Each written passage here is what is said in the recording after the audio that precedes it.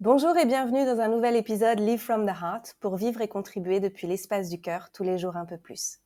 Aujourd'hui, j'ai la joie d'accueillir une invitée lumineuse que j'ai rencontrée dans la vraie vie, que j'ai eu le plaisir de serrer dans mes bras et avec laquelle on a marché sur une plage de diamants. Oui. J'accueille aujourd'hui Amel de Spiritualista Podcast. J'arrive même pas à le dire tellement je suis émue. Euh, Amel, pour moi, tu es un rayon de soleil. Tu permets à beaucoup de gens d'accéder à des informations qui sont tellement importantes pour l'évolution de nos consciences, pour qu'on soit juste des humains plus équilibrés, plus heureux, plus joyeux et plus à même de toucher leur plein potentiel. Et donc, merci du fond du cœur pour faire ce que tu fais et surtout de la façon dont tu le fais, qui est une façon que je trouve profondément humaine et pétillante. Et on en a besoin dans le monde, alors merci du fond du cœur. Pour Merci. les gens qui ne te connaissent pas, est-ce que tu veux bien te présenter et dire qui tu es? Oui, avec plaisir. Alors, merci beaucoup, Anne-Claire. Tu sais, moi, ça me touche ce qui est en train de se passer parce que c'est quelque part une manifestation, parce que moi, je t'écoute aussi depuis pas mal de temps et tu m'inspires énormément. T'es vraiment comme une grande sœur, tu vois, une âme bienveillante qui est là, qui est autour de moi. Avant même qu'on se rencontre dans la vraie vie, tu faisais déjà partie de ma vie. Donc là, t'entendre, partager ces mots-là, moi, ça me touche profondément. Donc, je suis ravie. Merci beaucoup. Je suis honorée. Qui je suis? C'est toujours une question qui est un petit peu troublante quand, tu vois, tu es sur un parcours, tu vois, initiatique d'évolution. Je dirais d'une façon hyper, voilà, pragmatique, un peu à la LinkedIn. J'ai été journaliste pendant 12 ans. J'ai travaillé pour la presse People, la presse généraliste, la radio, la télévision, la presse magazine. J'ai lancé Spiritualista Podcast il y a 3 ans et demi. Juste après, voilà, l'épisode confinement, Covid, qui a été très, très traumatique pour moi, mais qui m'a quand même permis de me connecter à à la notion de liberté. Voilà, pour moi, ça a été une masterclass, en fait, ce qui s'est passé. J'ai aussi beaucoup de gratitude pour tout ce qui s'est passé, cette orchestration divine qui est là pour soutenir notre évolution. Et moi, ça m'a donné des ailes, en fait, et ça m'a donné envie de sortir de ma petite boîte où j'ai été confinée pendant longtemps. Et je me suis surtout rendu compte que j'étais confinée dans ma tête depuis bien plus longtemps que ces épisodes, tu vois, de confinement. Et donc, j'ai développé Spiritualista Podcast, qui est un podcast dans lequel je partage mon éveil, mon parcours de conscientisation. J'interviewe toutes les personnalités qui m'inspirent, tu vois, dans cet élan de bien-être, de reconnexion à soi. Et je fais aussi des solo time dans lesquels voilà, je partage mes propres conscientisations. Et au travers de cette expérience de partage sonore, j'ai développé des workshops en ligne. J'ai écrit un livre qui sortira en février, Incarner une spiritualité badass aux éditions Erol. Et je multiplie voilà, mes partages de plein de façons différentes parce que c'est ce qui m'inspire de partager sur ces sujets. J'adore, j'adore, merci beaucoup. Quand on s'est rencontrés toutes les deux, il y a eu tout de suite, j'allais dire, des feux d'artifice, parce que c'est un chemin similaire qu'on a choisi de marcher. Je ne sais pas si le chemin nous choisit ou si on le choisit, mais en tout cas, il y a une part de nous qui doit dire oui quand le chemin nous est offert. Et je sens que tu as dit un grand oui avec tout ton être. C'est comme ça que je te vois et je te vois continuer à dire oui et continuer à créer à partir de tout ce que tu découvres. Et je pense que c'est la recette du succès. Tu sais, parce que peut-être les gens se disent, mais comment elle a fait Amel pour avoir du succès? Bah, je pense que tout simplement, tu as dit oui à la vie. Ouais, c'est exactement ça, s'autoriser. Et je pense que la joie, c'est vraiment un moteur hyper important et intéressant. Et on se rend compte que finalement, on se connecte à ces espaces, tu vois, de joie intérieure quand on est en paix aussi avec l'autre polarisation, la tristesse. Et là, je sors d'une expérience, tu vois, méditative, Vipassana, ici, dans le nord de la Thaïlande, avec des moines bouddhistes. Et on avait des talks, tu vois, des partages de connaissances sur cette spiritualité-là, les matins très tôt, à 5h30. Et ce sujet revenait hyper souvent sur la tristesse et la joie. Et qu'en fait, on est constamment dans cette danse, tu vois, entre ces deux polarités. Et moi, je sais que j'ai commencé à réellement me connecter à ma joie intérieure, à mon authenticité joyeuse, quand j'ai accepté cette partie en moi de vulnérabilité, de sensibilité aux choses, d'être traversé parfois par des spleens, par de la tristesse, la des angoisses aussi. Et quand j'ai arrêté de vouloir les rejeter parce que je pensais que ça faisait de moi quelqu'un de faible, quand je me suis autorisée à vraiment fusionner et à me laisser, tu vois, transporter au travers de cette tristesse, et ben, ça m'a permis de réellement, la transcender et devenir joyeuse, sans forcer, en fait. Mmh. Ouais, c'est tellement important ce que tu partages. Et je trouve aussi dans cette société où on analyse absolument tout et on veut tout analyser, dans les émotions, on oublie que c'est de l'énergie en mouvement, emotion, Mmh. et que finalement, cette énergie, elle a juste besoin de faire son mouvement de vie à l'intérieur de nous. Et même si parfois c'est nécessaire d'aller enquêter et d'aller se rencontrer, on va en parler, hein, d'aller pour faire le chemin de guérison, d'aller vraiment se rencontrer à l'intérieur et comprendre comment on est devenu qui on est aujourd'hui. Parfois, juste laisser l'émotion faire sa magie, faire son mouvement, bah, ça suffit. Ouais, complètement. C'est assez passionnant. Après, il y a un autre niveau qui est un niveau, plus méta sur l'émotionnel, et les moines bouddhistes, ils en parlent aussi, Eckhart Tolle en parle aussi. C'est, tu sais, en fait, à un moment donné, tu arrives sur un point de neutralité, de non-jugement des émotions qui te traversent, tu vois? Et où finalement tu vas mettre sur le même niveau, vu que c'est des énergies, et les énergies, voilà, elles ont pas d'identification, en fait. Il y a pas de projection sur, c'est plus, c'est moins, c'est une énergie qui te traverse, et observer la tristesse et la joie, les mettre au même niveau, et toi, tu vois, être en décalage, être dans les coulisses, où finalement sur la scène, il y a ces personnages, ces émotions qui sont là, qui dansent, qui jouent ensemble, et toi juste tu les observes. Et là, c'est encore, tu vois, c'est le niveau yogique, tu vois, de quelque part cette maîtrise du flux qui te traverse, en fait, où tu es juste là et les yogis, ils utilisent to witness, tu vois, Mm.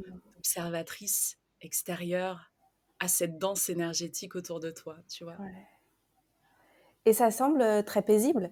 Ouais. Et ça l'est pour y toucher moi aussi de temps en temps. Je sais que ça l'est aussi. Et pour les personnes qui nous écoutent, peut-être que ça manque d'intensité. Parce que je pense qu'on vit dans une société où tout est hyper intense. On est hyper stimulé. Et donc, on cherche les highs. Et quand il y a des super highs, souvent il y a aussi des lows. Plutôt que de chercher cet espace plutôt de paix profonde, de tranquillité, sérénité, qui permet d'apprécier la joie quand elle est là, même dans les petites choses. Comment on pourrait faire d'après toi?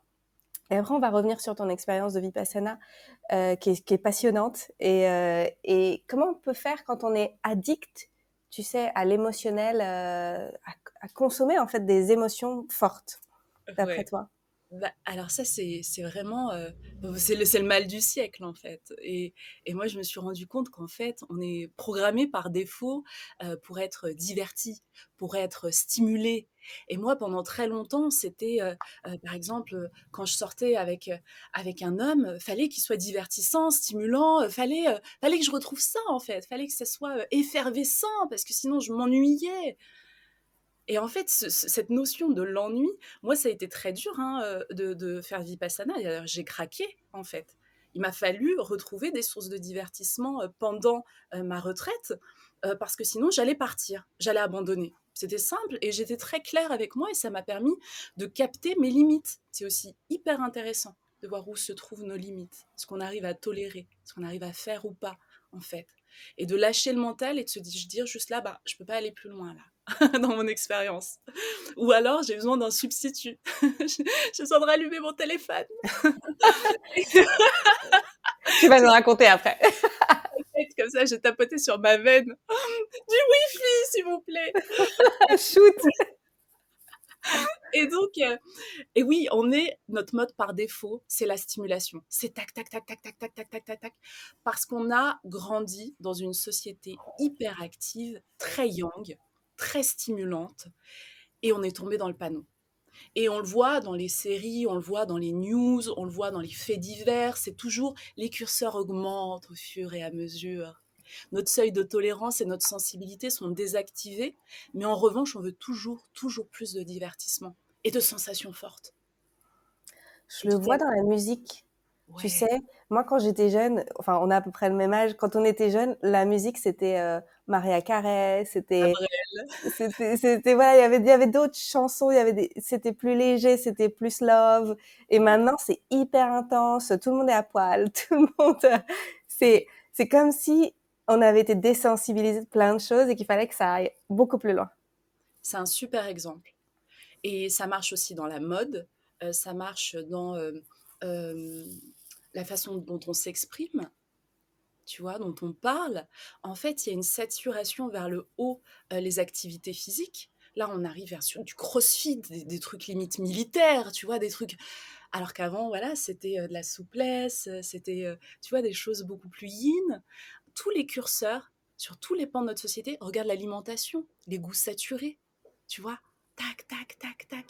Tout, tu prends tout le pan, la globalité, c'est ce qui crée finalement l'unité, tu vois, de la réalité qu'on explore, c'est qu'en fait, tout est en harmonie sur la saturation.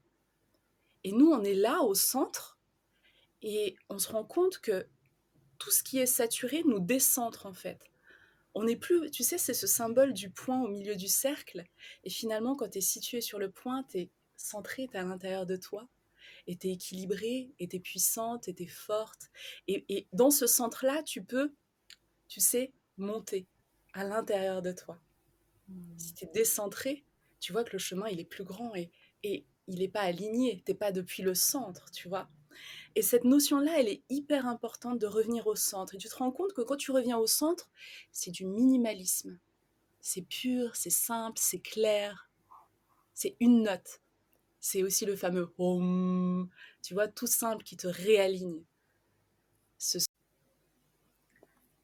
Alors oui, c'est le fameux Om, le son primordial, le son de la création. Et le Om, voilà, il te réaligne instantanément, tu vois, dans le centre. Et on se rend compte qu'en fait, on a vraiment besoin de minimalisme pour revenir à soi. En fait, la clé d'activation, tu vois, pour aller à l'intérieur de soi, c'est d'épurer, c'est d'enlever les parasitages et de revenir à l'essentiel. Ce mot, je l'adore, essentiel, tu vois, en langage des oiseaux, l'essentiel pour pouvoir monter ton essence vers le ciel, c'est le minimalisme. Et le minimalisme, qu'est-ce que c'est? Bah, c'est le silence, juste le silence. Je trouve ça magnifique et j'adore le silence aussi, mais ça fait peur à certaines personnes. Et notamment, c'est pour ça que quand on dit qu'on part à des retraites de méditation comme celle que tu as choisie, il y a beaucoup de gens autour de nous qui disent oh là là là là, mais moi je pourrais pas partir comme ça, vivre une expérience de silence. Euh, Qu'est-ce qui t'a motivé, toi, à l'idée d'aller faire cette expérience? Euh, Juste le plaisir d'explorer et tu vois, d'aller, je trouve ça toujours intéressant d'aller challenger ouais, nos limites, en fait, de savoir, ok, jusqu'où je peux aller dans ce process. En plus, j'ai booké 10 jours. C'est énorme pour un premier Vipassana. Mais Et est-ce qu'il n'y a pas le choix, non? Parce que j'ai fait aussi 10 jours, mais il n'y a pas le choix, c'est forcément 10. il y avait 4 de dispo. Il y avait 4, 7, 10, 21. Ah, je savais pas. En France, je crois que tu peux faire 7 jours ou plus court si tu répètes, si c'est pas la première fois. Si c'est la première fois, tu es obligé de faire 10 jours. Ah, je crois que tu as raison. Ouais. Je crois que le premier jet, l'initiation, ça doit être beaucoup plus long pour intégrer toutes les notions. Ouais. Je crois que tu as raison, même Ouais. ici, je crois que c'est ça. Mais si tu veux faire la piqûre de rappel, le vaccin, le booster, pour- ouais. Et ouais, c'était vraiment ouais, pour me challenger. Et moi, j'adorais l'idée d'être en immersion. J'aime vivre des expériences où tu as l'impression d'être dans un rêve. Moi, quand je me réveillais les matins à 5h30, pour aller face aux moines, qui d'ailleurs, tu vois, je porte toujours du orange pour rester connectée à leurs vibrations, et qui faisaient ces partages. Mais pour moi, j'étais dans un film, j'avais l'impression d'être dans un film de Bruce Lee, tu sais, les films que regardait mon père quand j'étais enfant, d'être dans une réalité alternative. Donc déjà, j'étais dans un état de conscience modifié par le simple fait de vivre cette réalité, tu vois. Et le moine, en plus, répétait et scandait toujours cette phrase avec son accent, c'est Purify the mind. Purify the mind. Alors là, pour le coup, tu es vraiment dans un partage, tu sais, de sensei, tu vois, de maître à élève, de maître à disciple. Et vivre ça, moi, j'adore. Vraiment, j'ai l'impression d'être dans un film, en fait. J'adore ton esprit et l'aventurière. Alors, qu'est-ce qui a été pour toi vraiment bénéfique et qu'est-ce qui a été hyper challengeant pendant cette expérience-là? Qu'est-ce que tu peux nous partager? Alors, ce qui a été hyper un game changer pour moi, c'est d'approfondir la notion de l'état de présence. En fait, la transmission qui nous ont fait, elle est minimaliste. Elle est, voilà, tu vas préparer ton état méditatif par une marche très très lente, tu vois, dans laquelle tu vas vraiment faire revenir ta conscience dans le corps. On t'apprend aussi, tu sais, que le fait de poser ton attention sur le pied droit, sur le pied gauche, ça permet de recréer la connexion entre ton cerveau droit et ton cerveau gauche. Et déjà, j'ai compris que c'était, tu sais, les deux énergies yin et yang qui nous traversent en fait. Et que tu as le cerveau gauche, c'est le côté yang, tu vois, c'est la raison, c'est celui qui a besoin de comprendre, de rationaliser. Le côté droit, c'est le côté yin, c'est la créativité, l'émotivité, l'intuition. Et le simple fait de faire revenir ta conscience dans ton corps, de juste marcher lentement en te concentrant sur les sensations, comment ton pied traverse le mouvement, l'air. Tu vois, c'est des choses qu'on fait jamais. Et le fait de le faire jour après jour, pendant de longues minutes, des après-midi entières, parce qu'en fait, tu prépares ta méditation en étant assise, d'abord par cette méditation en étant en mouvement, debout. Parce que le fait d'être en mouvement, sur tu vois, sur 2 mètres, 3 mètres, ça permet aussi de rééquilibrer ton système nerveux, de recréer tout un fluide énergétique, parce qu'en fait, tu comprends que quand ta conscience, elle est dans les pensées, dans les émotions, dans le passé, dans le futur, en fait, t'es éclaté, tu vois. Et là, tu réunis toutes les facettes de ton diamant intérieur plat. Et depuis cet espace, tu retrouves, tu vois, ton plein potentiel, ta puissance. Et c'est hyper intéressant parce que j'ai aussi compris qu'en ramenant la conscience dans mon corps, dans mon cœur, tu vois, dans l'ici et maintenant, quand je suis en présence, je me connecte à un niveau d'intelligence qui est supérieur, qui est d'une profondeur, d'une justesse, d'une clarté incroyable. Et ça, c'est quand tu l'expérimentes, c'est une masterclass. Et c'est simplissime, finalement. Il y a Vraiment de la besoin de rien. ouais, de la La discipline. discipline. Discipline. Discipline. Ouais. Ouais. Est-ce que c'était difficile de garder cette discipline? Ouais. Ouais, ça, c'est pas simple, hein, c'est pas facile. Hein. T'as beau être dans un endroit qui est dédié à ça, avec des gens qui vont faire ça toute la journée, avec ton petit timer là, tu vois, minuté, avec toute une orchestration, des salles, des tapis, tu vois, la nature, tout est là pour toi. Tu n'as juste qu'à te présenter. Même ça, c'est challengeant. Donc, ça demande de se muscler, on doit se gainer. On doit gainer notre volonté, jour après jour, et ne rien lâcher. Vraiment, c'est...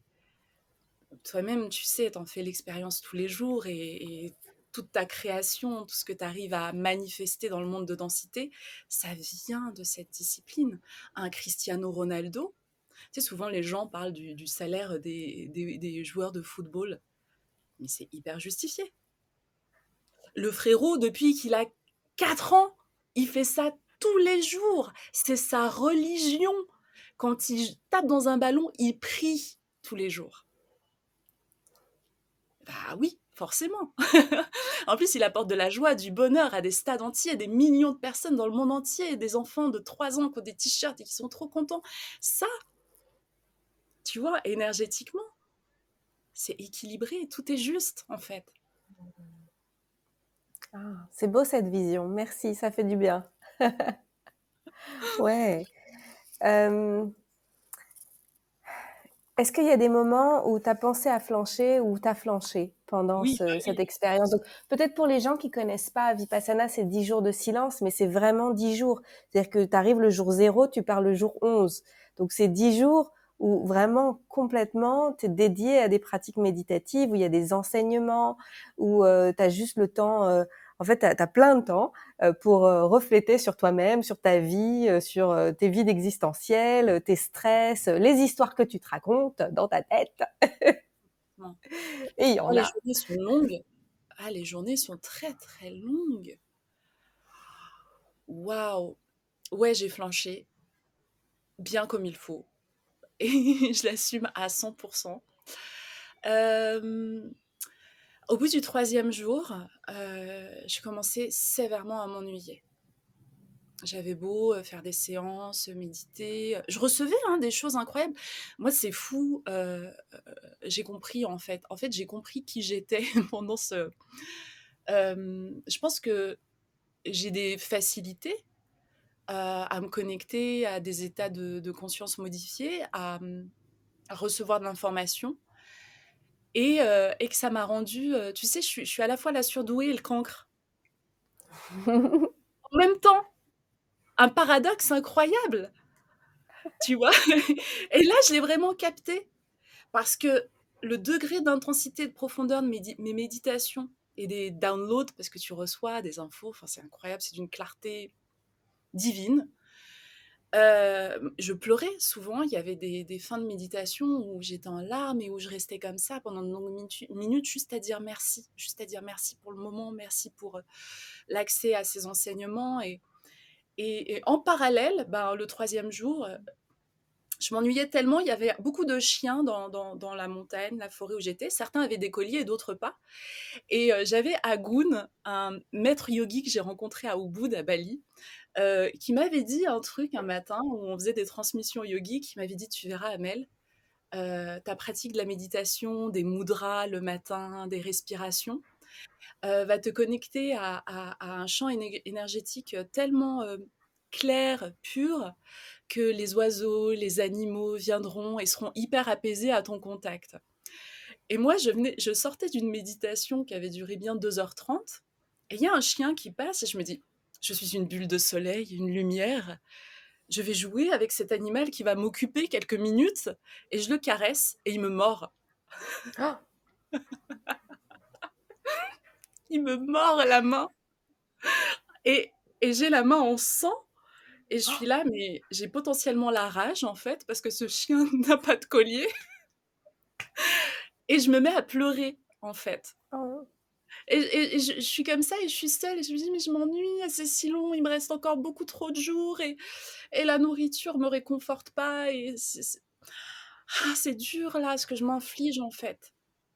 Et je me sens très seule et en plus je suis mordue. Et en fait, je retourne dans ma chambre et je me pose sur mon lit et je me dis je crois que je vais rallumer mon téléphone, ça sera moins dangereux. Parce que tu avais gardé ton téléphone. J'ai gardé mon téléphone. Quand je suis Alors, arrivée, pour les gens qui savent pas, c'est interdit, hein. Vas-y. ouais, j'ai gardé mon téléphone. Euh, Ton subconscient, tu vois, te tricks, te trouve des trucs tout faits. Pour la version qui cherche des excuses, c'était lampe torche et éventuellement le réveil matin, alors que j'avais acheté un réveil, parce qu'ils nous demandent d'acheter un réveil pour se réveiller à 5h30. Et de toute façon, même sans réveil, on est tellement tous interconnectés, on a un cloud de super conscience. Dès que quelqu'un se réveille, tu l'entends, tu le sens et tu te réveilles automatiquement. Tous les matins, je me réveillais bien avant mon réveil, en fait. Et donc, j'ai gardé mon téléphone et j'ai toujours ce truc en moi de créatrice de contenu. Tu sais, moi, c'est fou, Anne-Claire, quand je fais quelque chose, je ne peux pas me dire que je le fais que pour moi. Pareil. J'écris tout. Impossible. Attends, il faut que je te montre mon petit carnet de... J'avais un petit carnet aussi, j'ai pris un petit carnet comme ça, genre que j'avais Ouais. caché. Et j'ai fait plein de graphiques et de dessins et de prises de notes, tu vois, parce que Mhm. c'est, c'est pas possible. Genre, regarde, là, c'est moi. Quand le bouchon a sauté, je me suis connectée à l'infini, tu vois. Et ça, c'est toutes Oh. les voies de parasitage. Et ça, c'est ma voix intérieure quand je m'y suis connectée, tu vois. Waouh! Et en fait, c'est impossible. Je ne peux pas vivre une expérience dans cette dimension et ne pas la partager. C'est plus fort que moi. Pourtant, je m'étais dit, tu sais, je m'étais dit, ok Amel, tu vas faire un truc super pour la première fois de ta vie. Tu vas passer 10 jours, couper de tout. Moi, j'avais prévenu tout le monde autour de moi de cette façon-là, hein. Pendant 10 jours, je ne suis pas là. Je suis dans ma soucoupe volante, connectée à ma supraconscience. Je vous enverrai beaucoup d'amour, mais je suis pas là. Voilà. Ça, c'était le brief de départ. Et le troisième jour, mes copines m'ont vu arriver dans le groupe chat WhatsApp. Hey, vous me manquez. Et donc, je m'étais dit, tu sais, le projet de départ, c'était, donc je m'isole, je me coupe, je vis cette expérience intérieure à 100%. Et quand je sors, j'allume mon micro et j'enregistre un épisode de podcast où là, je délivre. Mais la notion, les notions que je recevais étaient tellement... C'était des pépites, tu sais, des golden nuggets. J'avais l'impression d'être vraiment, tu sais, en Amérique au XVIIe siècle avec mon tamis. Et je trouvais des trucs incroyables. Et avec ça, j'allais pouvoir rendre beaucoup, beaucoup de personnes riches. Et je pouvais pas prendre le risque de les perdre, tu vois. Je comprends. Waouh! Waouh! Et alors, la réaction des gens qui t'ont vu revenir, sur internet avant la fin de l'aventure? Bah, beaucoup de... Moi, ça a fait marrer mes copines. Parce qu'elles ont... Vraiment, elles ont rigolé.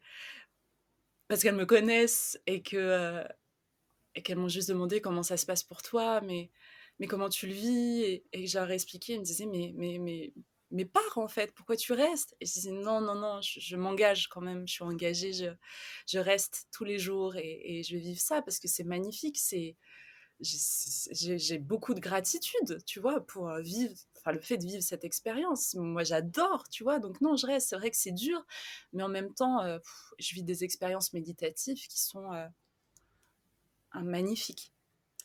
Ce qui a beaucoup, beaucoup fait rire les gens, c'est le matin où je me suis évadée pour manger une gaufre et boire un café. Parce que j'ai fait un live sur TikTok qui avait pour titre. En plus, j'étais habillée en tenue blanche, tu vois, genre, et je me retrouve dans un petit boui-boui en bas de la montagne, tu vois, de Doi Sutep, pour boire un café, en fait. Un petit americano, genre, c'était vital. J'en pouvais plus de manger tous les matins à 7 heures du riz blanc avec des brocolis à la vapeur. Déjà, mon transit est en PLS. Mais moi aussi, j'ai été constipée pendant Vipassana. Et c'était terrible parce que je suis pas du tout sujette à la constipation. Pour moi, c'était l'enfer. C'est pas Pareillement. possible. Être assise la plupart du temps et manger ce qu'ils nous donnent à manger, ça a pas du tout marché pour moi. C'était très inconfortable. Exact. L'inconfort, absolument. Et donc voilà, mais en même temps, le fait de, tu vois, de garder mon téléphone, de prendre des images, de temps en temps, tu vois, connecter avec mes amis, ça m'a permis de capter des choses hyper intéressantes sur la façon dont on nourrit notre mental. Parce que je comprenais que ce que je venais juste de lire ou de voir, ou la conversation que je venais d'avoir, quand je commençais à rentrer dans mon expérience de méditation, qu'il y avait plusieurs paliers, en fait, et qu'il y a un palier dans lequel on est la plupart du temps, et c'est vachement relié, tu sais, aux différentes ondes, bêta, theta, tu vois, alpha, de, tu vois, notre système cognitif. En fait, c'est de la science, hein. La méditation te permet simplement de rentrer à l'intérieur de plein de connaissances, de plein de knowledge, sauf que tu les expérimentes directement. Et donc, ce que je me rendais compte, quand je commençais à rentrer dans mon expérience de méditation, qu'il y avait un sas dans lequel je retrouvais l'influence énergétique de tout ce que je venais d'expérimenter les dernières 24 heures. C'était là, c'était présent, c'était enregistré et ça tournait. Et tu vois, ça là, cette influence-là, si j'avais pas pris mon téléphone, j'aurais pas pu capter ça. Parce qu'en fait, ce qui se passe, c'est que jour après jour, tu nettoies. C'est pour ça que le téléphone et toutes les sources de divertissement, c'est une ingénierie, en fait, Vipassana. C'est une ingénierie très fine, implacable, d'une justesse folle en réalité. Parce qu'on va dire que premier, deuxième jour, t'es encore imprégné, tu as encore l'émanation, tu vois, de tes pensées, de tes parasitages, de tout ce qui t'occupe l'esprit, ce qui tourne là. Tu vois, cette petite cassette, elle tourne, elle tourne, elle tourne. Et ce qui se passe, c'est plus tu vas revenir dans ton centre, plus ça va s'éloigner, tu vois. Et plus tu vas te reconnecter à toi, à ton code source, tu vois, à, à, à ta vraie vibration, celle de ton cœur et plus celle de ton mental, tu vois. L'écart se fait. L'écart se fait. Et plus, tu vois, le mental, le parasitage s'éloigne de toi, plus toi, tu te rapproches de toi-même, de ton état de présence pure. Et moi, en fait, tu vois, j'ai pas respecté ça, mais en même temps, vu que j'ai quand même une capacité méditative et que j'ai vécu beaucoup d'expériences tu vois, où j'ai pu passer ces paliers-là, donc je connais le chemin, je connais la route, donc j'arrive à traverser ce plafond de verre du palier 1, j'arrive à être dans le palier 2, et après à ouvrir le clapet, là, le fameux symbole que je vous ai montré où j'ai plus de tête et où il y a le signe de l'infini.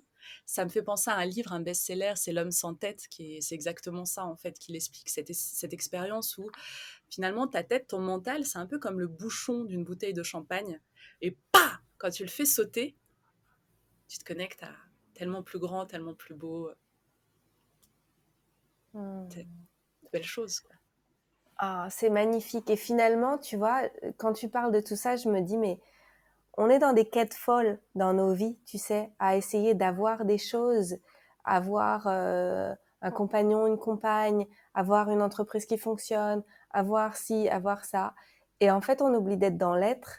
Et là, quand on revient dans l'être, dans la pure présence de qui on est et qu'on se permet de devenir qui on est, j'allais dire puissamment, avec toute notre puissance, parce qu'en fait, ça permet de rassembler sa puissance personnelle, tout le reste découle naturellement de cet espace-là. Mm. Et Totalement. qu'est-ce qu'on est distrait à essayer d'obtenir l'avoir au lieu d'être. En fait, Mm. c'est fou comme cette société fonctionne à l'envers. Et c'est pour ça que c'est important qu'il y ait des espaces comme Vipassana et d'autres choses qui sont créées, comme par exemple tes workshops, tes propositions, tes ateliers que tu fais et tes accompagnements, parce que ça ramène dans cet espace-là, Mm. qui est l'espace de la propre source. J'avais un coach qui disait, à quoi bon essayer de monter une échelle si t'es pas sur le bon mur? En Ah fait, ouais. c'est, en gros, tu passes 1 an, 2 ans, 3 ans à essayer de créer un truc, ça peut être une relation, un business, whatever. Mais si t'es pas sur le bon mur parce que t'es pas parti de ta source, bah en fait, tu fais juste que perdre ton temps. C'est magnifique. Et ça me touche cette image parce que il y a quelque chose aussi que tu arrives à capter quand tu développes, tu vois, cet espace de présence à toi. C'est que tu arrives aussi à avoir. Moi, j'avais vraiment l'impression, tu sais, d'être dans les coulisses de tout mon système de pensée, toute mon orchestration de pensée, d'émotion, tu vois, de projection. Et, euh, et vraiment d'observer la scène, de voir sans être vu. Et déjà, ça, c'est une sensation incroyable parce que là, pour le coup, il y a comme une dissociation, mais qui est nécessaire pour pouvoir se reconnecter à soi et voir tout ce qui est de l'ordre. C'est Platon, en fait, c'est l'allégorie de la caverne, de voir, tu vois, toute l'ombre projetée sur le mur et de te rendre compte que ça, ce n'est pas la réalité, en fait. La seule chose véritable, c'est toi dans ton alignement, en fait. C'est juste revenir à l'intérieur de toi. Tout le reste, en fait, c'est que des projections. Et quand tu parles de l'échelle et du mur, tu te rends aussi compte, c'est quelque chose d'important aussi de se poser la question, est-ce que les rêves que j'ai, est-ce que c'est les miens, vraiment, foncièrement? Est-ce que mes rêves sont mes rêves? Est-ce que mes envies, est-ce que mes besoins sont vraiment mes envies et mes besoins? Et souvent, on se Tellement rend important. compte ouais, qu'on est un peu à côté, en fait, hein. Même parfois, carrément à l'opposé, hein. Il y a des gens qui ont des rêves de grandeur, d'expansion vers l'extérieur, alors que le seul truc qu'ils aimeraient, c'est la paix, le calme, l'amour. Et pour arriver à ça, il faut faire ce geste-là, on revient vers l'intérieur. Si c'est une quête constamment vers l'extérieur, l'extérieur, l'extérieur, et c'est pareil pour l'amour, c'est pareil pour la notion d'abondance, c'est pareil pour... c'est pas à l'extérieur, c'est juste revenir là. Et l'état de présence, c'est ça, en fait. Et créer depuis cette espèce de présence. Parce qu'en fait, là, à l'intérieur de nous, il y a une abondance folle. Et j'ai beaucoup aimé, j'ai, je sais plus où j'ai entendu, lu ça, cette notion de, je pense que ça devait être un partage, j'adore la pensée, la philosophie des Esséniens, c'était de dire que euh, Dieu, la superconscience, les sphères supérieures sont l'abondance. Leur code source, c'est l'abondance. Le manque a été créé par l'homme. Mm. Tu regardes un arbre fruitier, un cerisier, il va pas te faire une cerise. Il va t'en faire il va t'en faire des milliers, ça va tomber, les branches vont presque se casser, tu vois, tu vas faire des clafoutis et jusqu'à ne plus pouvoir saquer les clafoutis, tu vois, des confitures en veux-tu, en voilà. C'est l'abondance, c'est ça. Le code source, il est celui-là. Et il y a aussi l'exemple de l'éjaculation d'un homme. On va pas te lâcher deux spermatozoïdes, tu vas en avoir des milliards. C'est l'abondance, tu vois. Et tu vas avoir l'homme, l'humain, qui va se créer, tu vois, une fréquence de manque au milieu de l'abondance. Parce qu'il y a des peurs, il y a de l'anxiété, il y a la peur de manquer, que l'autre ait plus, et si l'autre a plus, ça veut dire que toi t'as moins, mais alors que, mais que pas du tout, en fait. Ouais. C'est incroyable, hein, je te jure. Et du coup, quand tu te connectes comme ça à travers la méditation, tu ressens cette fréquence d'abondance. Et c'est un peu comme si elle va te reformater cellulairement, mémoriellement, petit à petit, jour après jour. Tu as un nouvel encodage, tu vois. Et tu commences à t'éloigner de cette fréquence de manque. Et même, elle n'existe même plus, en fait. Ça... C'est que, en fait, tu t'y reconnectes parfois quand tu vois des personnes qui le vibrent très intensément. Et tu dis, ah oui, c'est vrai que ça, c'est toujours présent, en fait. Moi, je le ressens plus dans mon expérience de la réalité, mais certains, oui, sont encore dans ça.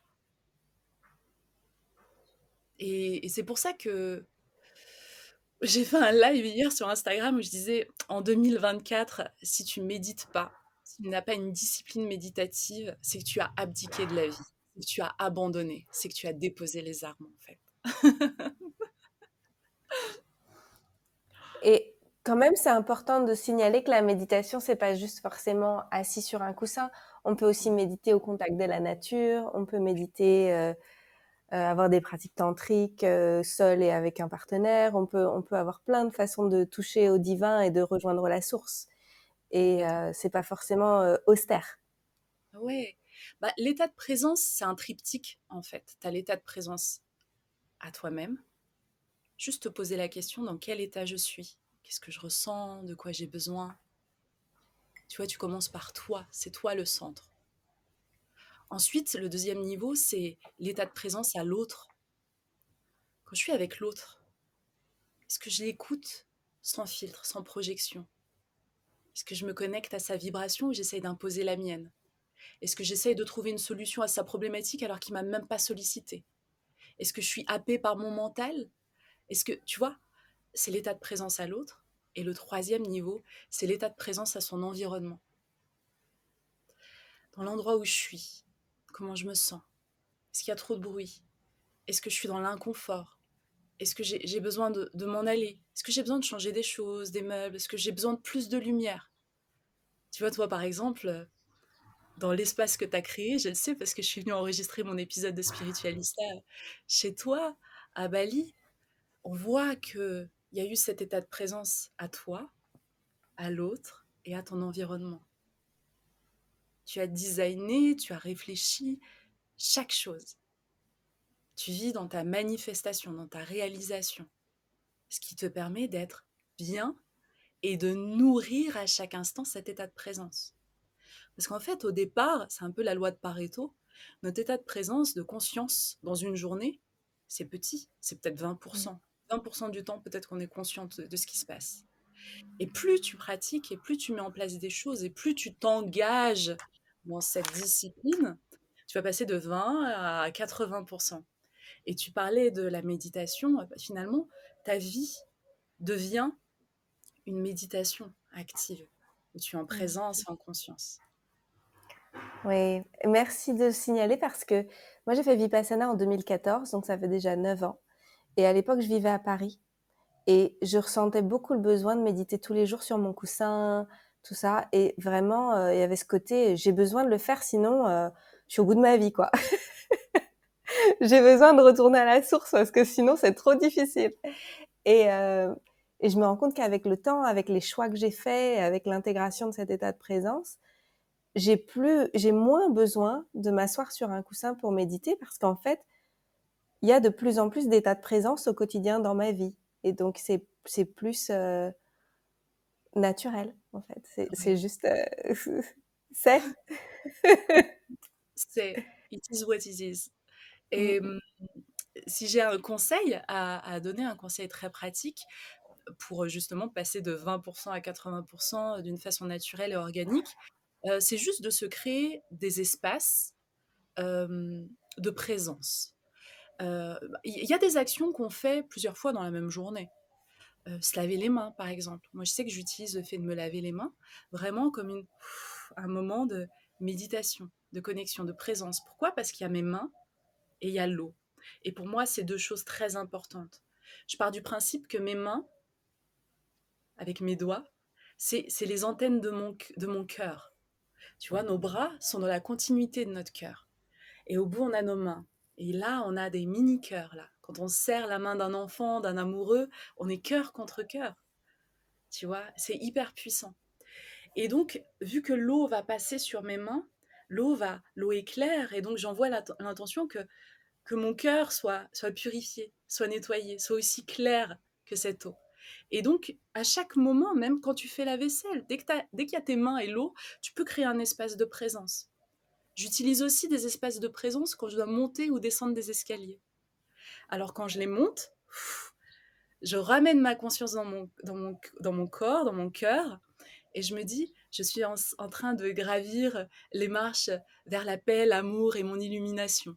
Et je monte en conscience les marches. Et quand je descends à l'intérieur de moi.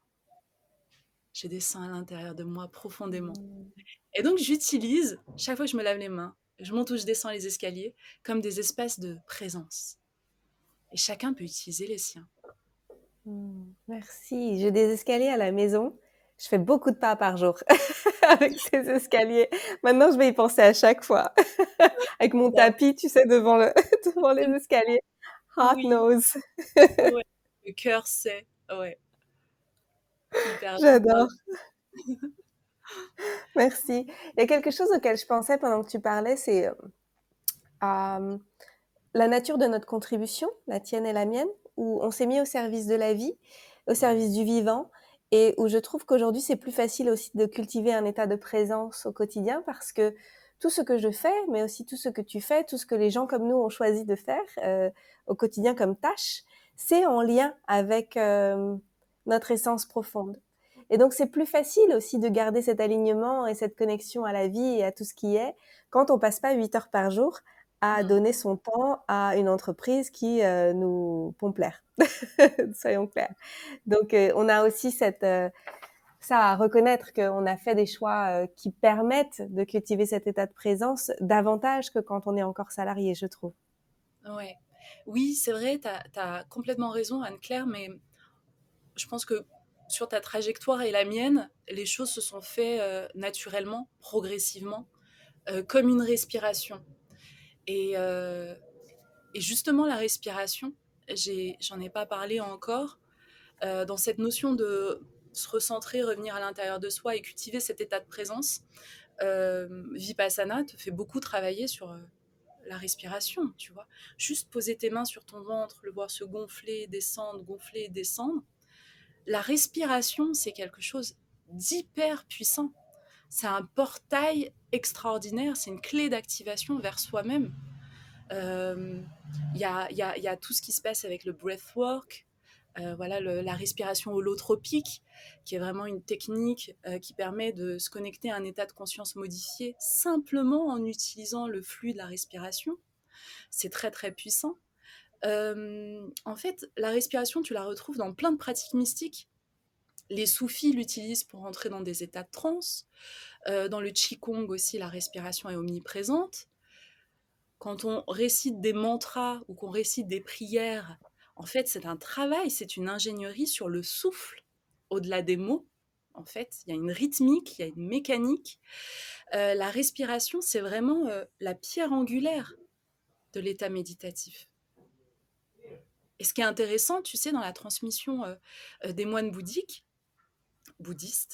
c'est qu'en fait, quand ils te font travailler sur ta méditation, tu fais des commandes mentales. Moi, quand je suis allée faire Vipassana, je pensais que c'était je vais me poser sur mon petit coussin, et des choses vont me traverser, et voilà.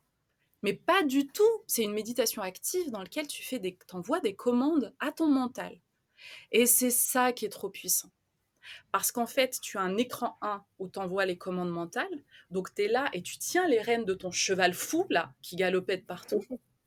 Mais en même temps, tu vois tous les autres chevaux là autour qui n'ont pas de cavalier. Mais toi, tu es le cavalier sur ton cheval.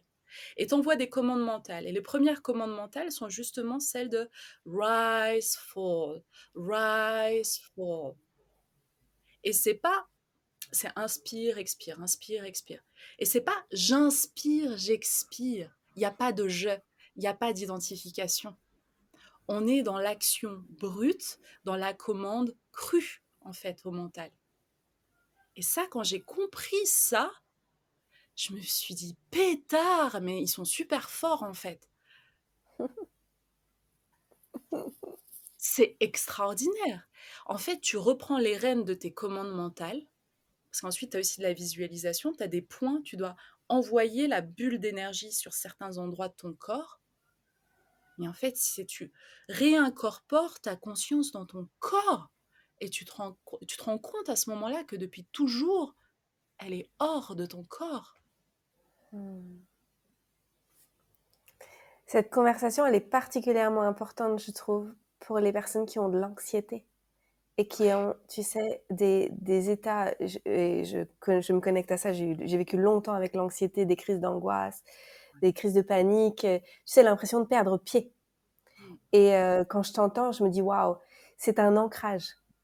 Ouais. The rise, fall, rise, fall. Ça Et réconforte. ça c'est tellement, en fait, c'est revenir à la maison. Et mais il faut le pratiquer quand on n'est pas en crise de panique. Il faut le pratiquer tout le temps. Et quand la crise de panique arrive, on peut y retourner facilement. Alors que si on essaye juste de le faire une fois de temps en temps, quand on est en crise, c'est beaucoup plus difficile. Donc, oui, je pose ça là pour les personnes qui écoutent, qui ont de l'anxiété. C'est un cadeau. Mm. J'adore discuter avec toi parce que c'est un ping-pong d'âme à âme, et j'aime beaucoup ce que tu dis sur pratiquer quand tout va bien pour être prêt quand ça va moins bien. Et ça me fait trop penser, tu sais, quand on voyage en Asie et de temps en temps il y a des tremblements de terre. J'ai ressenti une petite secousse sismique, je sais pas si toi tu l'as ressenti il y a à peu près une semaine ici. C'était visiblement en Birmanie que ça a un peu secoué, donc ici le matin on a un peu senti. Moi j'étais en plein cours de yoga, je pensais que c'était moi dans mon mouvement, j'ai rien capté. Mais tu sais, c'est un peu la même chose parce que nous, quand on grandit en Europe, on n'a pas de conscience, on ne sait pas comment procéder quand il y a une secousse sismique, tu vois. Non. Euh, Au Japon, ils sont plus préparés à l'école depuis qu'ils sont tout petits, ils savent quels gestes faire, comment traiter la situation. Mais moi, je me rappelle quand j'étais à Iquitos, quand j'étais au Pérou, en plus, je sortais de ma retraite d'ayahuasca, donc j'étais vraiment up in the air, tu vois. Il y avait eu une secousse sismique un matin, et j'avais un hôtel qui donnait sur le fleuve Amazon. Et en fait, je sens que ça secoue. J'étais dans un hôtel au 4e étage et je regarde, j'étais nue, en fait. Je sortais de la douche. Donc j'étais nue et je regarde et je vois que sur les barques, les pêcheurs et tout, ils sont comme ça sur les barques et tout et que le fleuve bouge. Et je me dis, oh, waouh, c'est un tremblement de terre. Je suis au 4e étage. Mon premier réflexe, c'est quoi? Je prends mon sac à dos où il y a mon ordi, parce que mon ordi, c'est mon petit bébé. Vraiment, c'est ce que j'ai, c'est un peu comme toi, j'ai entendu, tu disais, c'est le truc le plus cher que tu vois, en termes de possession. Mais moi, c'est pareil, Et donc, je suis nue, je mets mon sac à dos sur le dos et j'allais ouvrir la porte. C'est quel genre de réflexe, en fait? Parce qu'on Intéressant. n'est pas préparé, on n'est pas préparé. Et donc, c'est pour ça que c'est important d'avoir, tu vois, moi, si on m'avait dit, bon, bah, vite, direct, première secousse, t'enfiles un truc vite fait, et tu sors, en fait, parce que ce qui est important, c'est pas mon ordinateur, c'est moi, en fait.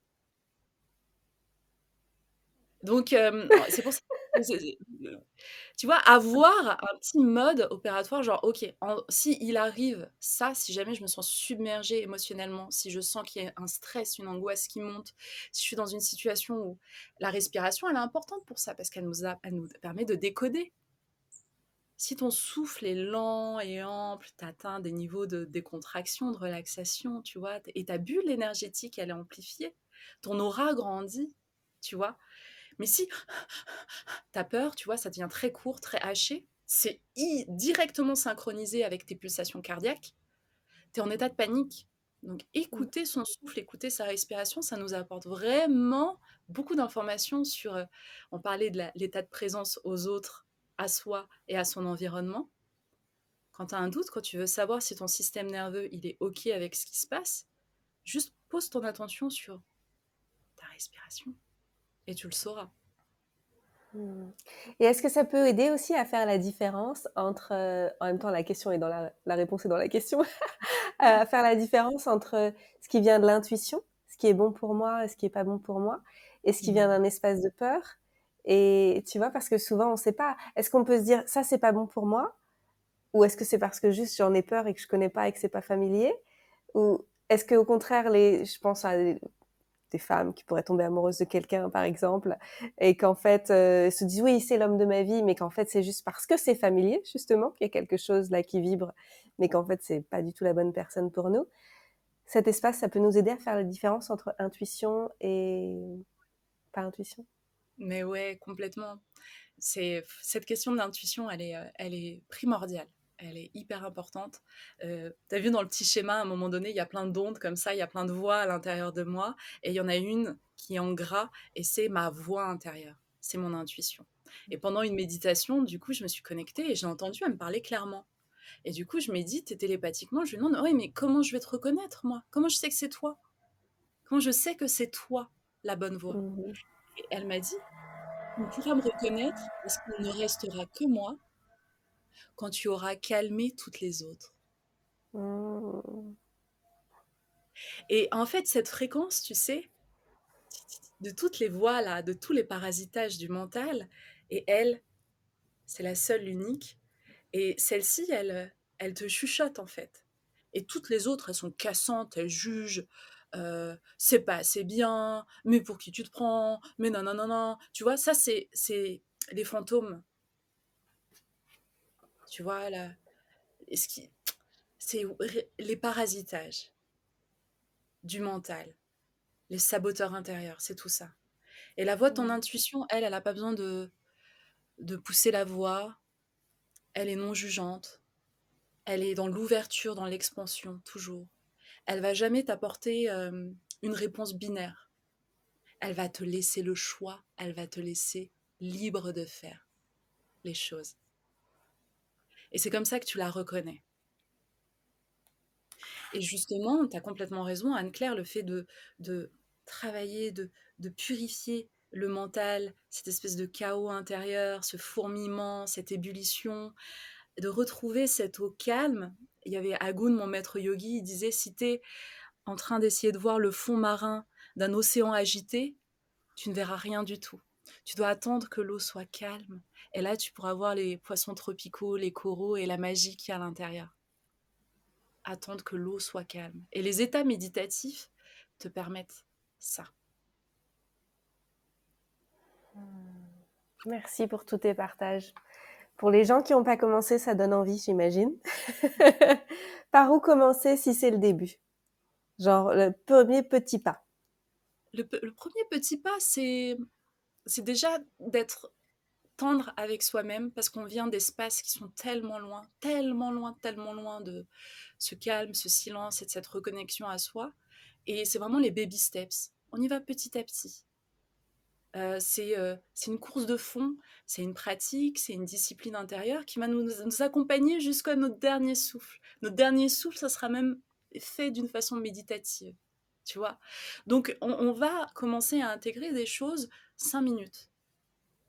Juste le soir avant de t'endormir, tu poses tes 2 mains sur ton ventre et tu fais ce rise and fall. Juste tu ressens et tu te connectes juste au rythme de ta respiration. Et tu essaies de faire en sorte que ça soit le plus lent possible, la plus grande amplitude. Et tu essaies juste de t'endormir, tu vois, avec le propre rythme de ta respiration. Juste de faire ça. Après, tu peux te dire, ok, le matin, je vais essayer pendant 5 minutes. Je me réveille avant de toucher mon téléphone, avant de me connecter avec le monde, je vais me connecter avec moi-même et je vais me connecter avec l'univers. Parce qu'en fait, tu te rends compte que la rythmique, le rythme de l'univers, il est lent, c'est calme, tu vois, c'est harmonieux. Et c'est le rythme imposé par les hommes qui est palpitant comme ça, qui... j'ai pas le temps de tout faire. Non, tu as le temps de tout faire. Parce que quand tu te connectes à toi, tu es dans un espace de non-temps. Tu es dans une dimension hors du temps. Tu te connectes à l'infini. Et plus tu te connectes à ça, plus tu te connectes à un autre rapport entre tes actions, l'objet de tes actions, la finalité, en fait. C'est comme si tu les fusionnes, tu vois. Tu les étales plus dans le temps. Parce que quand tu les étales dans le temps, tu crées un gap, tu crées un écart et tu te rends compte que c'est cet écart-là entre toi et les choses, en fait, qui te met dans l'inconfort, où tu commences à douter. Mais si tu commences à projeter quelque chose et à dire oui, je vais faire ça, puis ça va très bien se passer, et hop, boum, tu vois, tu recrées une unification et tu as confiance en toi et tu te dis mais ça va être génial, mais oui, ouais, je vais le faire, tu vois. J'adore. Repartir de sa propre source. Toujours. Ouais. Ouais. Merci pour tout, Amel. C'est magnifique. Est-ce qu'il y a quelque chose que tu voudrais ajouter? Euh... Ouais, j'aimerais rajouter vraiment cette notion importante euh,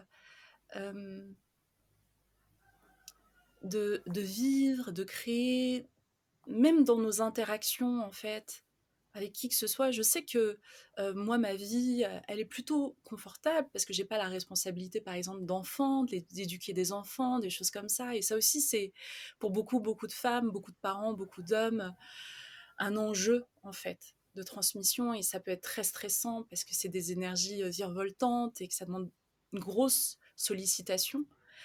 Et en fait, pour se recharger, pour se reconnecter à soi, revenir régulièrement à ces espaces de paix, de stabilité, de silence à l'intérieur de soi, ça nous permet de retrouver cette stabilité, cet ancrage pour pouvoir être depuis un espace de conscience, pour pouvoir partager, pour pouvoir aimer, pour pouvoir élever. J'aime bien, plutôt qu'éduquer, élever un enfant, élever, lui rappeler qu'il est si grand et qu'il peut atteindre voilà, des potentiels incroyables. On l'élève, on lui montre le chemin vers ses pleins potentiels, tu vois. Et il nous élève en même temps. On s'élève tous, on est tous dans un espace d'expansion. Et revenir à ces espaces de paix, d'amour, de sécurité. La sécurité, c'est pas une assurance vie. C'est pas la sécurité, elle est à l'intérieur de toi. Vipassana m'a aussi montré ça, m'a montré cet éclatement vers l'extérieur de plein de choses qu'on a à la base à l'intérieur de nous. Et quand on fusionne avec ces fréquences-là, bah, ça nous donne assez d'autorité, assez confiance en nous pour être depuis un espace de clairvoyance, de clarté, d'amour, de respect pour nous-mêmes, de respect pour tout un écosystème. Et ça nous permet de rayonner, mais pleinement, en fait, sans D'avoir une s'excuser. vie badass. Et d'être badass. Parce qu'en fait, être badass, tu vois, c'est s'autoriser à s'écouter. Tu sais, les lois, elles sont faites par les hommes, en fait. C'est des enjeux, c'est de la stratégie, c'est, c'est comme la règle, voilà, la règle d'un jeu, tu vois. Tu vas lire le petit truc, mais si tu veux pas jouer au jeu, t'es pas obligé. Si tu veux jouer au jeu et avoir quelques petites libertés comme ça, tu peux aussi le faire. Quand toi, dans ton autorité, tu sais ce qui est juste et ce qui t'anime et pourquoi tu fais les choses. Tu vois, il y a des valeurs qui sont au-delà des lois des hommes. Il y a des vertus qui transcendent les lois des hommes. La justice, la bonté, la beauté, tu vois, l'amour, la vérité, la liberté. Moi, j'ai lié mon âme et mon esprit clairement à ces vertus supérieures. Et donc oui, parfois, elles vont être amenées à faire exploser les lois des hommes. Je l'assume. Je connais les règles du jeu. Je l'assume. Moi aussi. C'est pour ça que je t'adore, parce que t'es badass, tu vois, parce que t'es une femme libre et c'est aussi pour ça que voilà qu'on s'entend et qu'on parle la même langue. La langue, elle est vibratoire, tu vois, avant les mots, avant tout ça, et c'est ça qui est magnifique. Ouais. Merci d'être une merveilleuse porte-parole de ce mouvement badass, de ce mouvement de spiritualité badass, parce qu'on en a grand besoin dans cette période de vie. Merci du fond du cœur. Comment on Mais merci. peut en savoir plus sur ce que tu proposes actuellement, quel que soit, il y a des gens qui vont écouter le podcast à sa sortie, mais aussi un peu plus tard. Comment on peut Mhm. être au courant à ce moment-là de ton actualité à chaque instant? C'est quoi le meilleur endroit? Oui, je suis disponible sur les réseaux sociaux, sur Instagram, sur TikTok. Je suis disponible aussi au travers de ma newsletter. Vous pouvez vous y inscrire sur mon site spiritualista.fr. Et voilà, pour le moment, je suis encore accessible voilà, en direct. J'aime bien échanger, j'aime bien partager plutôt en temps réel. Bon, là, je suis pas en France, mais en général, je suis assez active sur les réseaux sociaux. Vous savez, j'ai un cerveau qui aime être stimulé, qui aime le divertissement. Et donc voilà, puis il y a aussi mon livre Incarner une spiritualité badass qui sortira début 2024 en février. Ça aussi pour moi c'est une grande et belle manifestation et, euh, et voilà, je serais ravie de vous rencontrer en présentiel. J'espère que ma maison d'édition va faire des séances de dédicaces. Moi c'est des choses que j'envoie en projection parce que j'ai vraiment envie de rencontrer les gens et de rire et d'être au contact, tu vois, en direct. Et C'est voilà. sûr que ça va arriver. C'est sûr. J'espère. Ici et là, partout dans le monde, en tournée mondiale. Avec une escale à Bali, j'espère. Yes, of course. Mais oui, Bali. Bali, c'est la maison. Merci mille fois, Anne-Claire. C'est un régal Merci à toi. d'échanger avec toi. Merci à toi du fond du cœur. Et s'il y a d'autres thèmes que tu as envie d'aborder ensemble, tu es la bienvenue. La porte est toujours ouverte. Merci beaucoup. Merci.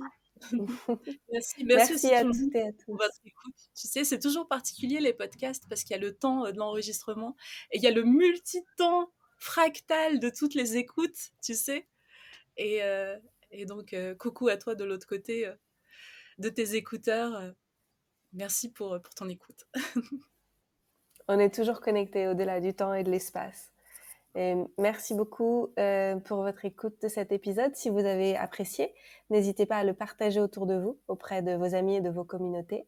Et puis de lui mettre une note, notamment sur Apple Podcasts et sur Spotify, parce que ça nous aide à être de plus en plus visibles. Un grand merci et à bientôt.